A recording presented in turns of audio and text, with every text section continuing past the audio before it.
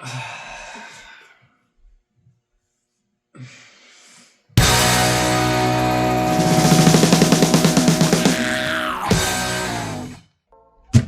on the bench with the littlest Bronco, and this thing is an absolute trooper.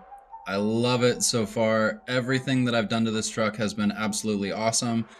Some things more so than others. So the first problem that I've had so far with this truck is this purple Injora brushed motor. Now this is just the brushed 48 turn 180 purple motor. Nothing crazy, just the simple brushed motor. And as soon as I put it in, it stripped out the transmission gears and both diffs.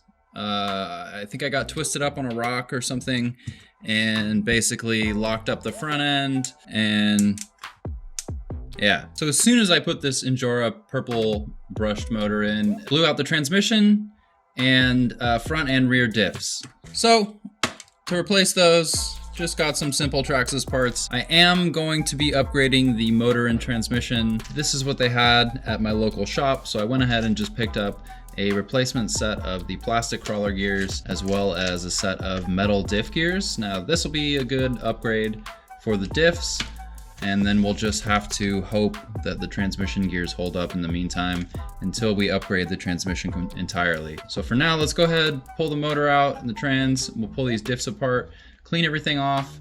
One thing I also want to do is paint the underside of this body, especially where the headlights and tail lights come into the body. You can see the light shine right through, and it's kind of annoying. They did not paint the inside of this body. You can see it through the windows when the body is on. That's kind of annoying too. So I'm gonna go ahead and just pull everything off of this. We'll throw this body in the spray booth, paint the back side of it black, and then we'll throw everything back together.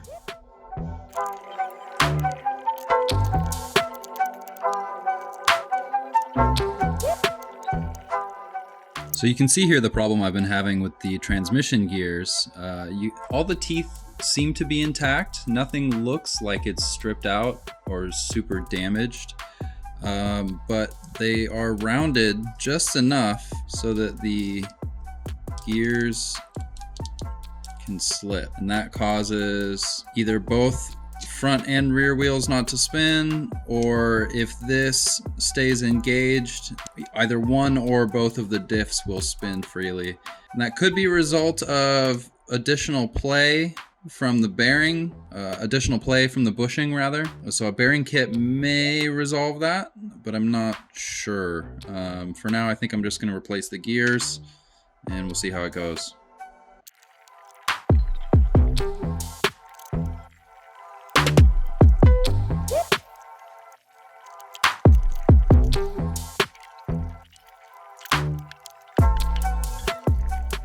Okay, so here's our factory ring and pinion gear. It's a bit dirty and dusty because I just dropped it on the floor, but you can see a couple of spots here. This spot here, there's another spot, there's another spot. And those are flat spots created by the pinion gear when this thing would get locked up, and these would just spin, and that's what was causing our issues. Not entirely sure if there was a problem with the transmission gears or not. There's very clearly a problem with these ring and pinion gears, but at $5, it's hard to say no. So we'll go ahead and replace those with these Traxxas steel units. It's the same process for the front and the rear. Just go ahead and pull the old units out, throw the new ones in. So we'll just fast forward through this real quick, make this an easy process for you. And boom, just like that. Wish it was that easy in real life. Went ahead and replaced both diffs. You just have to trust me. Front diff has been replaced as well. But I just wanted to leave this one open so you guys could see what the Traxxas metal setup looks like. I went with the stock gear ratio because most trucks in real life don't have overdrive in their front diff for no reason. And so I'm trying to keep things a little more scale. So stock gear ratio, front and rear. For now, we'll see. Maybe I'll upgrade later. But let's go ahead and get this back together. We'll get the truck reassembled. I also pulled everything off the body here so we can go ahead and spray the inside black. This part you can see through the windows, which is kind of annoying, but in particular, this area here is by far the most annoying to me. You can see the taillights through the corner of the body here. You can see the headlights through the corner of the body here. So we'll go ahead and spray the entire inside of this black. Hopefully it'll cut down on that. It'll also eliminate the view through the side window. We'll get the truck reassembled and then we'll go hit the rocks.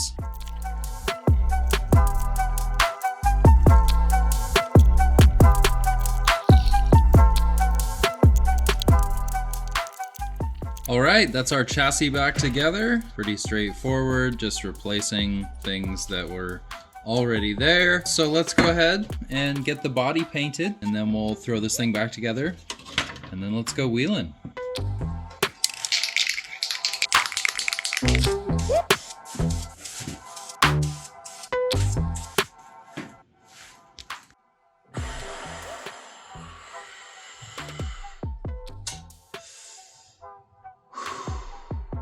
So, had this thing inside. As you can tell, I'm working on an indoor course using a bit of plaster. Things had dried up just enough to do a little bit of a test run, and I had just got the transmission and diff gears installed in this truck, and I decided, let's take it out and see how it performs. Let's see how the indoor course is feeling, and immediately blew up the servo. So I ran down to my local hobby shop and picked up a new EcoPower little micro servo to replace it with. Now this one is only a 4.6 kilogram as opposed to the very common Endura like 7 kilogram one. However, this was in stock at my local shop, so I just ran down the street, picked it up, no big deal. The Endura one I would have had to wait. I guess I could have ordered it from Amazon, but I'm impatient. So this is what we're gonna do, EcoPower. Metal gears, waterproof, I imagine has more torque than the factory servo, so I don't see having any issue with it. The factory servo was fine. I think we stripped out the internal gears. So why don't we pull it out, we'll take a look at what we damaged, and then we'll go ahead and replace it with this EcoPower, get back out on the rocks and actually test this thing out.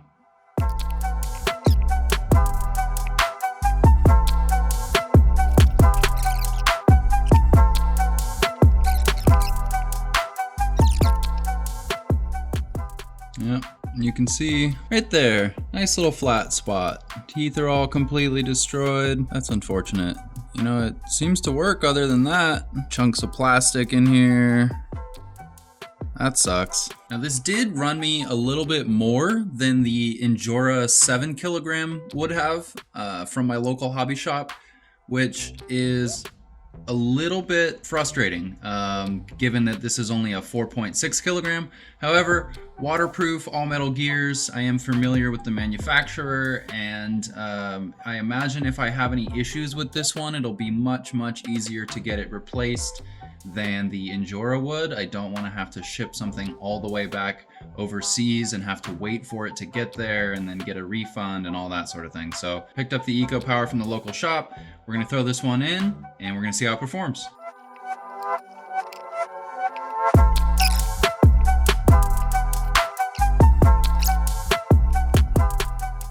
Okay, I'm gonna cut in here. This is defective, it's no good. Installed it into the truck, plugged it in, turned my controller on, plugged my battery in to just verify that my servo horn was centered before I went any further. And nothing happens. Nothing at all. Doesn't work. So, not a good look for EcoPower. Quick update, plugged it back in, banged on it a couple times. Yeah, so I don't know what that's about, but we're gonna give it a shot. Okay, so here's a couple of fun little things to consider if you're thinking about purchasing the EcoPower 640T. It is advertised as being a couple of millimeters taller than the factory 2065T. And if you look on the 640, if you match the mounting surfaces up, the case is indeed a millimeter or so taller. And then while they have a very similar looking design, this surface here is again a millimeter or so taller than the Traxxas factory one. So what you end up with is a couple millimeters of difference, and you can see even on this one here where the case rubs against the Trail brass links. Now, I don't know if this is the case with factory setup or not. They do note on their website that this Samix brass servo mount is the solution for that, and that may be true with the factory plastic links. I'm not entirely certain, but either way, mine, when I go to mount it in, does still hit the top of the links before it comes fully in contact with the servo mount. And if you tighten that down too much, it will, I imagine, cause the servo to malfunction. And so my solution, what I've done is just take a real sharp razor, and I just came in here and trimmed away the corners of that radius. And then I also shaved just the little top nub. You can see the difference there. Started out looking like this one, and just took a real sharp razor and just trimmed away some of that excess material, and that seems to have solved the issue. So now I can put this servo back together, and let's get it back in the truck.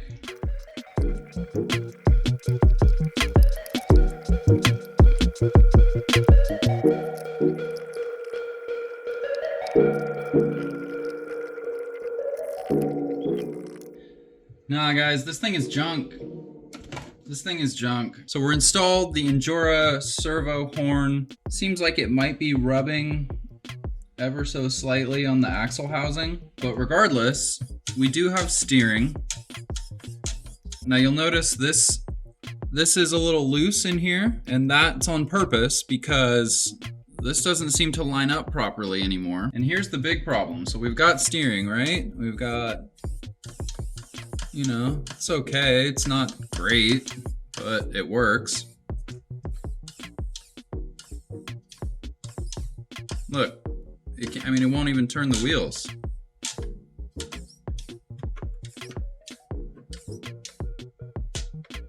Look at that.